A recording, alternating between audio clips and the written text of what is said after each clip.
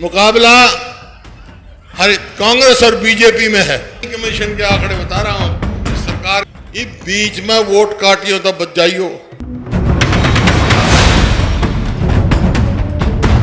पैगाम साफ है, मैसेज क्लियर है।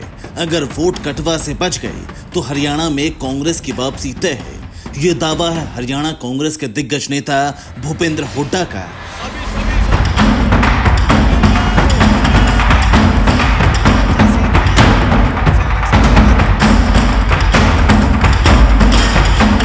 भूपेंद्र हुड्डा ने बुधवार के दिन गढ़ी सांपला किलोई सीट से नामांकन दाखिल किया। इससे पहले उन्होंने विशाल जनसभा की, जिसमें उनकी पत्नी और बेटे बहू साथ दिखे। इस जनसभा के जरिए भूपेंद्र हुड्डा ने हरियाणा में अपनी ताकत दिखाई। भाजपा जेजेपी सरकार है आज हरियाणा। हजारों समर्थकों के बीच भूपेंद्र सिंह हुड्डा ने हुंकार भरी और ऐलान किया कि हरियाणा में मुकाबला सिर्फ बीजेपी और कांग्रेस के बीच है। अगर वोट कटवा से बच गए तो प्रदेश में कांग्रेस सरकार बनना तय है। देखो, एक बात साफ है, हरियाणा में मुकाबला कांग्रेस और बीजेपी में है। ये बीच में वोट काटियो तो बच जाइयो। 5 साल पहले वोट काटू ले गए थे 10 सीट, सरकार जाती रही। ईब का एक भी वोट व्यस्त नहीं करनी, एक भी वोट काटू दे दी तो नुकसान किसका होगा।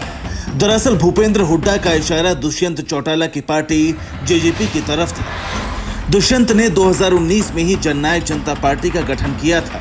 2019 विधानसभा चुनाव में उन्हें 10 सीटें मिली थीं, जिसके बाद उन्होंने बीजेपी के साथ मिलकर सरकार बनाई थी।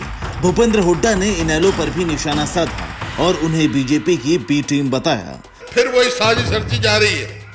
पहला एक था, अब दूसरा मिल रहा है बीजेपी की बी टीम में, और बीजेपी उनके कैसे से टिकट दे रही है। तो इन वोट काटो से बच लियो भाई।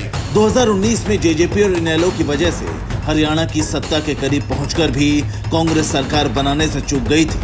2019 विधानसभा चुनाव में बीजेपी को 40 सीट मिली थी, जबकि कांग्रेस को 31, जेजेपी को 10, वहीं इनेलो को 1 सीट मिली थी। 8 अन्य के खाते में गई थी। बीजेपी ने जेजेपी के साथ मिलकर सरकार बनाई थी। अब हुड्डा को डर है कि जाटों का वोट इस बार भी जेजेपी और इनेलो को ट्रांसफर हुआ तो कांग्रेस के लिए मुश्किल खड़ी हो सकती है। इसीलिए वो बार बार लोगों को वोट कटवा से बचने की सलाह दे रहे हैं।